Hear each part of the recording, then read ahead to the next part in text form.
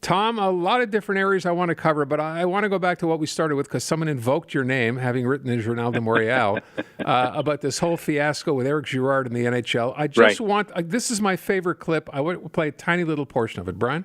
The odds that the Nordiques come back is probably somewhere around 10%. Okay?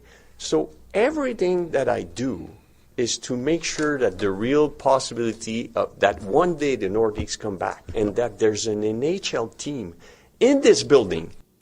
Tom, the chances are 10%. The bet is $7 million. Sounds like pretty crappy odds to me. Well, when you know that an NHL team is worth a couple of billion US, I guess that's his reasoning. Look, I don't know if you caught this part, but believe it or not, Aaron, there's another CAC MNA named Eric Girard. Yeah. So one of my colleagues from TVA had far too much fun today asking him if Eric Girard had managed to completely body check Eric Girard.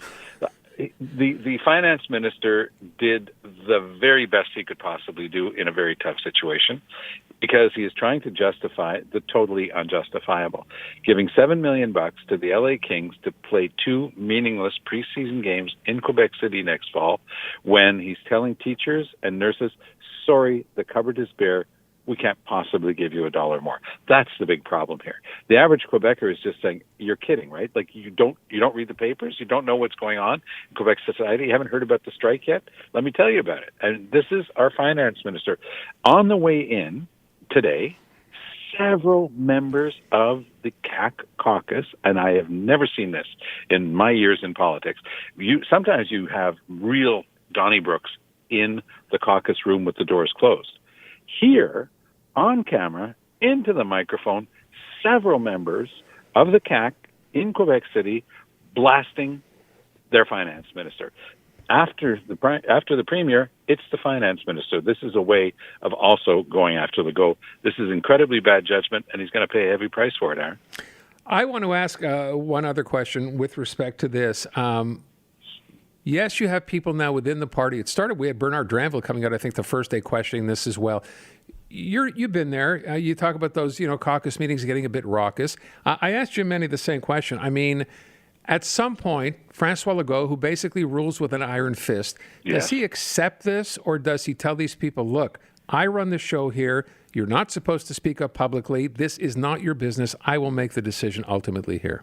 That's a fantastic question, and I think it's the key one for Legault, because he has lost a lot of personal credibility over this. That was the question period that he just went through. Whether it was Marc Tanguay and Marois Risquet, she was great going after Legault on this thing. Look, it's your responsibility.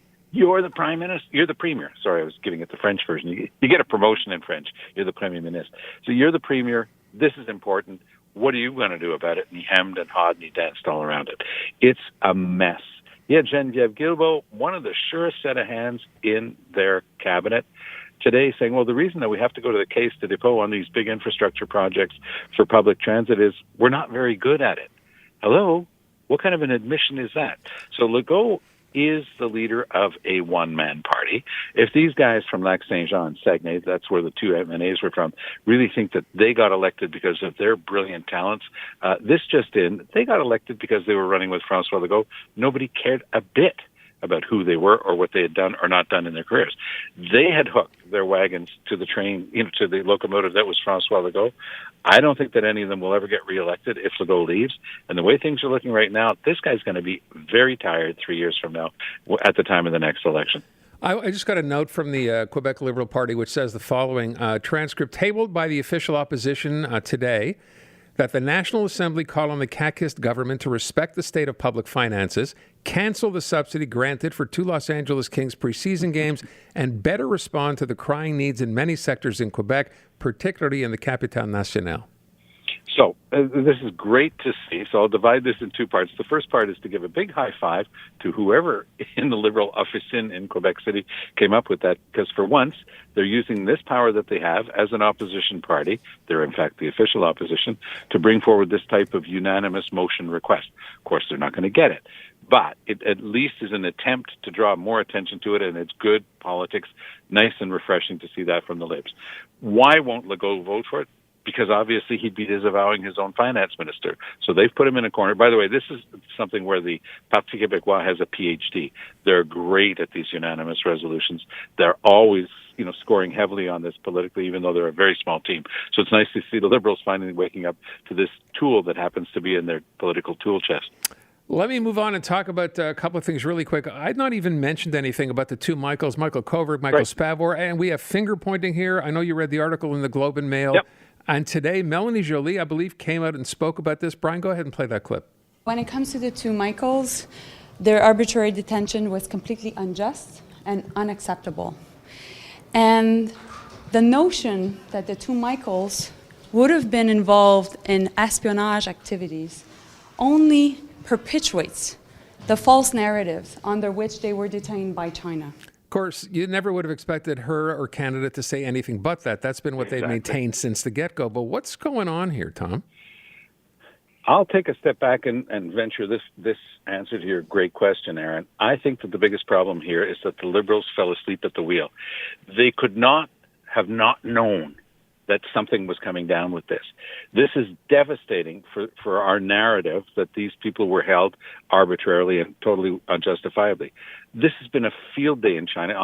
In the first few hours after this was posted by the Chinese government, there were 400 million views of these comments that came out in the Globe and Mail article over the weekend, because this completely vindicates the Chinese government. Said, you see, these guys were spies. Now, the way she said it, that it's not true that the two Michaels, well, perhaps not, but the accusation is not that the two Michaels were spying. It was one of them was spying on the other one who had a connection through his business ventures to North Korea, and he wanted to debrief, and that's how it all came out. The problem that I said at the outset is that you get ahead of a story like this. This should never have made the papers, never in a million years. So you think you're hard done by? In the past, the Canadian government has, think Mulcair, this is a horrible case of torture sent off to another country. He was justifiably compensated to the tune of millions of dollars. The same thing should have been done here. The Liberals should have, somebody, somewhere in global affairs should have been awake, but instead everybody was asleep at the wheels. Nobody in the Prime Minister's office saw this coming. So all of a sudden it pops up in the Globe and Mail, and it's been damage control ever since. Nothing that Melanie Joly was able to say today is going to change any of this stuff. She's been doing a valiant job, and she used the same lines that they've been using since, I guess, Saturday now or Sunday at Global Affairs, to no avail. The average Canadian is saying, something's rotten here. You guys better come clean. But, of course, we're getting the same baffle gap. Last thing real quick. So the government announces its economic fiscal update today. Yeah. This is pre-budget. Lots of money being thrown around. Doesn't seem like there's going to be any less spending, Tom, right? No, and a year ago, they had a horizon of, 2006, 7, they were going to get back to a balanced budget, maybe 26, 27, 28, somewhere in that ballpark. And now it's completely gone. There's no talk of getting to a balanced budget in any reasonable horizon. So the average Canadian doesn't pay attention to too many details in the lines of the budget, but they do care about whether or not there's a sense of good public administration and a chance of getting back to a balanced budget, and they're not seeing that right now from the Libs. I'm wondering, there's a lot here in housing. There's something, there's some stuff in here for Airbnb. How much of this in an update actually gets into the budget? Most of it. It has to, and that's why there's some spending involved. But what's the top line? What's really in this update? Not much. So, they're saying that there's billions and billions of dollars, but how much of that housing will actually get built between now and the next election? So Trudeau is still looking for a way. There's nothing inspiring in any of this. Chrystia Freeland was trying to spin it as, something as great as building the national railways in the 1800s. Yeah, good luck. There's nothing in here that's very inspiring. We're way behind in terms of housing, and it's really starting to hurt the Liberals. The other thing that's worth pointing out is the Liberals are constantly reacting to Poilievre's criticisms. In other words, he's setting the tone, he's calling the tune, and the Liberals are dancing to it. Tom Mulcair, back tomorrow morning with Andrew Carter at 7:40. Thank you, Tom. Talk to you soon. Tom, if you're interested, I can let you have a 10% chance of a winning bet if you'd like to give me just, $10, and I'll give you a 10%. It's not going to cost me $7 million? No, just say 700. Let me know. Okay. Will do. Thank you.